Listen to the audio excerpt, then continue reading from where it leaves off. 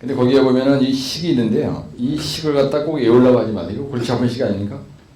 내가 만약에 굳이 써줘야 되겠다. 컨닝하는 수밖에 없어요. 이거 쓰려고 하지 말고요. 두 번째, 공기량의 변화원이라고 되어 있잖아. 그래서 스럼프와 그 다음에 공기량의 변화원이. 근데 대정을 쓸 때 항상 출제자가 물은 말을 계속 쓰라고요. 여기다가. 네? 이게 상당히 중요해요. 왜냐면 채점 이긴 사람 입장에서는 최면술이 걸린다고 여기에. 그다음에 변화원이 이렇게 쓰는 것보다는 이것까지 다 써주는 게 훨씬 좋아요. 네? 답안지가 중요해 보이고 뭔가 좀 폼나 보이잖아요. 그죠? 그래서 거기 보면 뭐라 되냐면요. 요거 공기량의 변화 원인은요. 운반 시간입니다. 운반 시간. 그래?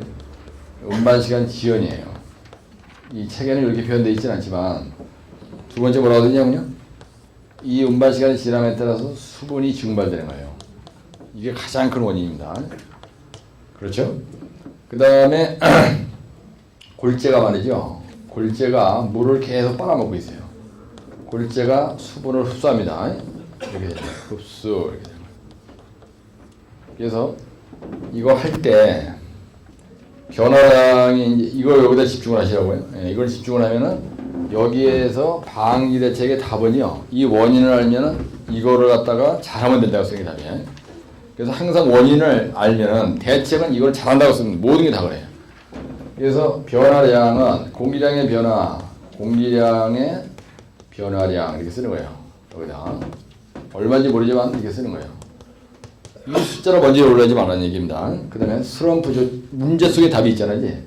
이렇게 딱 해주고 여기다가 스럼프의 변화량이라고 딱 쓰는 거예요. 스럼프의 변화량. 그러면은 끝난 겁니다. 이거. 그래서 요거 몇 프로라고 써요? 공기량의 변화량은 책에서 보고 한번 주어져보세요. 몇 프로예요? 0.5에서 1%라고 되어 있고요. 요거는 몇 프로라고? 5%? 예, 0.5에서 6% 이렇게 된다는 거예요. 그죠? 예, 시간이 많이 지나면 이렇게 될 거고, 이제 이렇게 되는 거예요. 그죠? 그럼 대책은 저걸 잘한다고 쓰면 되는 거예요. 그러면 첫째, 운반시간 준수라고 쓰겠죠? 예? 예, 운반시간 준수라고 쓰는 거예요. 그러고 갖다가 이걸 갖다 네 줄을 하나, 둘, 셋, 넷. 그죠? 뭔지 모르지만 두 번째. 저기 수분 증발이라고 했죠? 예, 수분 증발을 방지하기 위한 대책이 있어요. 수분 증발 방지 대책, 이거 쓰는 거예요, 여기다. 뭔지 모르지만 이것도 하나, 두 개가 있을 거라고요. 그렇죠? 세 번째, 뭐라고 되어 있어요, 여기? 예? 골재 수분을 흡수하는 대책이 있어요. 예, 이거는 한 줄만 쓰면 돼요. 운반시간 준수. 운반시간은요, 온도에 따라서가 있고요, 장비에 따라서 틀린 게 있습니다. 그렇죠? 25도씨 이상인 경우와 이하인 경우와 그 다음에 25도씨 온도로 얘기할 때가 있죠. 25도씨 이상인 경우가 틀리죠. 예. 여기에서 몇 시간이에요? 25도 이상이면은 이하인 경우는 1.5시간입니까? 예, 1.5시간. 그죠? 그 다음에 요거는 2시간이라고 돼 있죠. 예, 온도에 따라서 날씨가 더우면 빨리빨리 수분 증발되는 거예요. 25도 이상이니까. 그렇죠? 그 다음에 장비로 했을 때 덤프 트럭으로 간다. 그럼 이 덤프 트럭을 길게 쓰는 거예요. 폼나게 쫙 길게 써가지고 이렇게. 덤프 트럭으로 오면요. 몇 시간 내에 와야 돼요? 1시간 내에 와야 되는 거예요. 1시간 내에 와야 돼.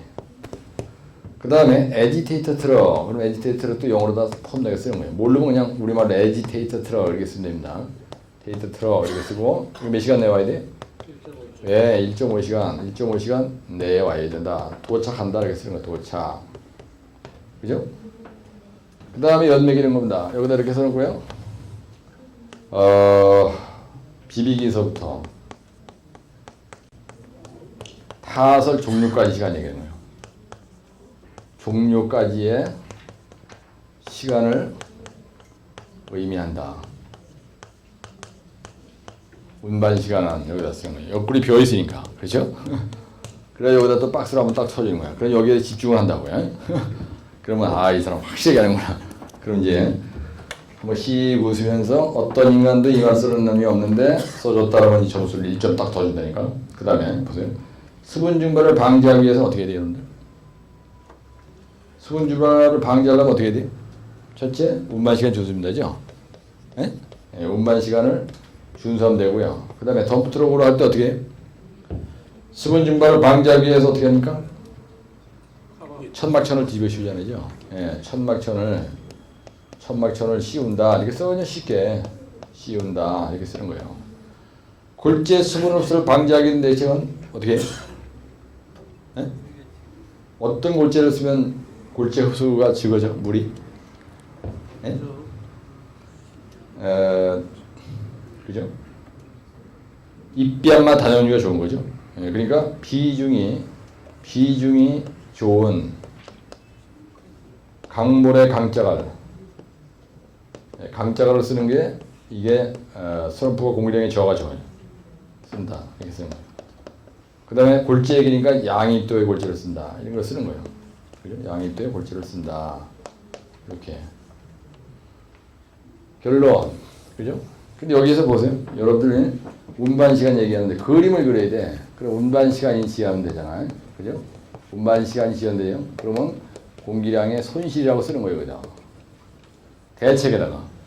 그래가지고 이렇게 하는 거야. 그죠? 그 다음에 여기다가 그냥 운반 시간하고 또 쓰시고 그림을 하나. 그림을 그려줘야 제점 이기는 사람이 깝깝하지 않거든. 그지? 그럴 때 그림을 크게 그리라고요. 그러면 한 페이지가 한 페이지 많이 되는 거야. 그래 여기다가 명쾌하게 써주는 거예요. 스럼프의 손실량이라고 써주는 거예요. 손실량. 운반 시간이 지연되면요. 이렇게 간다는 거예요. 그래서 그냥 내비두면 좀 심심하니까 여기다 저걸 이렇게 하나 찍어주시라 이거지. 이렇게. 그렇죠? 그럼 아주 좋은 거야. 이런 그림을 하나 그려주는 거하고 안 그려주는 거하고는 차원이 틀립니다. 그래서 항상 요 문제 속에 답이 있다는 걸 염두에 주셔야 돼요. 아, 수론바 손실량이 있으니까 이놈이 변화를 쓰는 거구나. 근데 이게 기억이 안 나. 그러면 시반 규정에 준수한다 이렇게 쓰면 돼요. 시반 규정이 이 키워드가 중요한 거죠. 이 숫자가 중요한 게 아닙니다. 채점 매기는 사람 입장에서는 콘크리트 표준 시방소에 준한 대로 우리가 해야 된다 이렇게 쓰면 돼요. 그래서 그런 거에 대해서 여러분들 고민하시지 말라는 겁니다.